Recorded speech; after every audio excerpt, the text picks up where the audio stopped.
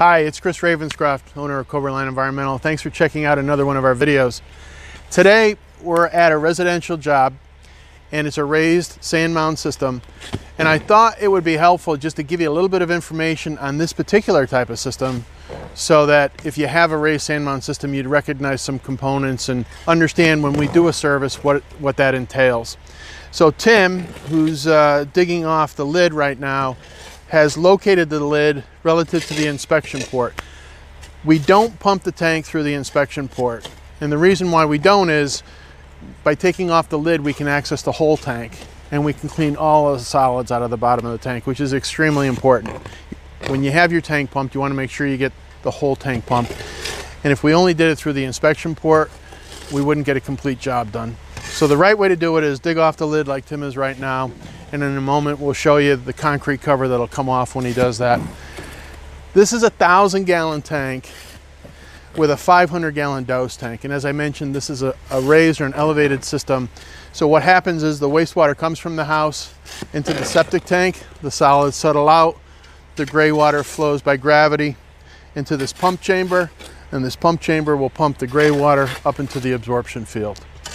And we'll talk about those two components in just a second once we get a little further into the job. So as you can see by now, Tim has dug off the lid. And that was about a 6-inch dig that we had to provide.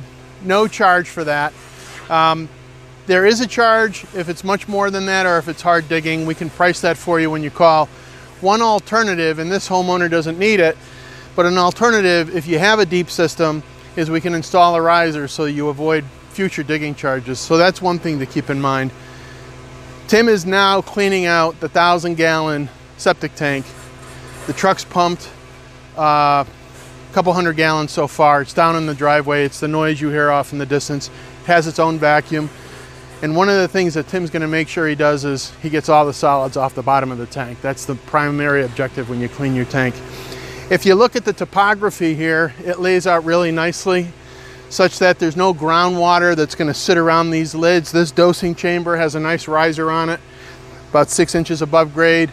That lid, while it's buried, is watertight underground. It fits nice and snugly, and there's no ponding or pooling, and that's a really important factor when it comes to maintaining your system, because if you have groundwater infiltration, that's going to burn out your pump. It's going to put more water into your absorption field that you don't want. So an important point when you look at your system is the topography. Is there rainwater that's going to sit where your lids are? And if that's something that's happening, you want to think about getting risers installed and maybe regrading a little bit so that the water sheds away from the lid to your septic tank and the lid to your dose tank. So while Tim's pumping, he's also checking out the condition of that tank. He's making sure visually that there's an inlet baffle and an outlet baffle. If you want some more information on those features in your tank, you can go online. He's looking at the drain field to see if there are any wet spots or eruptions where maybe the water is short-circuiting and getting out of the pipes and not going down into the ground. And when he moves over to the dose tank, he's going to check the wiring, and I can tell you as I look at it, the plugs, the connections all look to be clean. There's a float that activates the pump in this tank that appears to be in good shape and working properly. So those are the types of visual inspections that we'll be providing when we pump your tank. That's just part of the service we provide.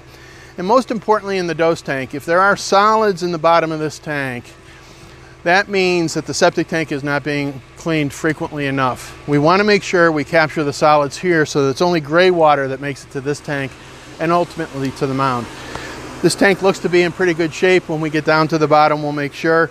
If there are any solids, we'll let the homeowner know. Maybe we should pump a little more frequently. We want to make sure we protect the value of that absorption field by keeping this tank clean. And that starts by cleaning that tank often enough. I hope you find this helpful. If you have any questions, please feel free to contact us below. Call our office in Honesdale, 570-253-3660. If you're a customer, thank you for your business. If we can help you, if you're interested in our services, please don't hesitate to call us. We'd be happy to answer any questions you have and hopefully work for you at some point. Thanks for checking out another one of our videos. Have a great day.